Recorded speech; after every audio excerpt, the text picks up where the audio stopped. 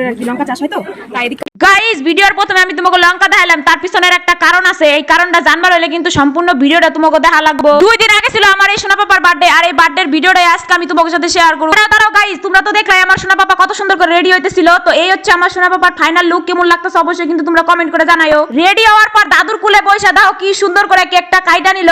আর ছোট হোক বা বড় হোক এমন কোনো বাচ্চা নাই যে কেক ভালো খায় না। দাও কেকটা মুখে দিতে কি সুন্দর করে চাইতে চাইতে খাইতেছে। কেক কাটার পর কিন্তু শুরু হয়ে গেল আশীর্বাদ করা। আর এই যে ঘরের মধ্যে দেখতেছো সব কিন্তু আমাদের রিলেটিভের মধ্যে এই প্রোগ্রামটা হয়েছিল, কিন্তু আমাদের রিলেটিভ গণ একদম ঘরোয়া ভাবে কিন্তু অনুষ্ঠানটা ছিল। আর এই হচ্ছে আমার কাকিমা। তো কাকিমা দাও প্রথমে আশীর্বাদ করে নিল, তারপরে হচ্ছে আমার দাদা মানে আমার ভাস্তার বাবা, এই দাদা তারপর আশীর্বাদ করে নিল। আর দাদা আশীর্বাদ করার সময় কিন্তু একটু হাসাহাসি হয়েছিল, কারণ বৌদি দাদারে কইতেছিল যে তুমি আমার ছেলেরে কি দিবা, আর দাদা হচ্ছে বৌদিরে কইতেছিল তুমি আমার ছেলেরে কি দিবা। তো যাই হোক এই হচ্ছে আমার বৌদি, মানে বৌদি আশীর্বাদ করে নিল আমার ভাস্তার মা। তো মোটামুটি সবারই আশীর্বাদ করা কমপ্লিট। আর এই যে দেখতেছো হাতের মধ্যে টাকা, আর ঘরের ভিতরে বেশিরভাগ ছিল আমার ভাস্তার বউ, মানে আমার ঠামা দিদা এরা ছিল। এরা আর কি করতেছিল যে এখন তোর ভাস্তারে চিন্তাই করুম, সব কিছু বাদ দিয়ে দাও। আমার সোনা পাপা টাকা গুনতে ব্যস্ত হয়ে গেছে। যাই হোক আমি আপনাদের টাকা চেয়েছিলাম কিন্তু আমার আর দিল না। আর এই যে দাও লাস্টে যেই কজন বাকি ছিল তারা হচ্ছে আশীর্বাদ করে নিতেছিল। তো আমি কিন্তু আমার গিফটটা আগে দিয়ে দিছিলাম, খালি আমি ওর সামনে যাই একটু পায়েস আর হচ্ছে একটু ধান দুব্বাতে আশীর্বাদ করে নিছিলাম। দেখতে দেখতে কিন্তু আমার সোনা পাপাটার 1 বছর হয়ে গেল। তো যাই হোক মোটামুটি সবকিছু এদিকে কমপ্লিট। তারপরে বৌদি আমার কইলো যে তুই কেকটা কাইটে সবাই হচ্ছে দে। তো আমি এদিকে দাও কেকটা নিয়ে এসে সুন্দর করে কেকটা কাইটে নিলাম। মোটামুটি ঘরের এদিকে সবকিছু কমপ্লিট হওয়ার পর তারপরে শুরু হয়ে গেল খাওয়া দাওয়া। তো আমি এদিকে দাও বাটি নিয়ে আসলাম মাংস উঠানোর নিগে। আর এই মাংসটা কিন্তু আমার দাদা রান্না করছে, মানে আমার সোনা পাপার বাবা। আর হ্যাঁ আমাদের বাড়িতে কিন্তু কোন অনুষ্ঠান হলে কোনো বাইরের লোক আর কি রান্নার থাকে না। আমার দাদা বৌদি এরা কিন্তু খুব সুন্দর, মানে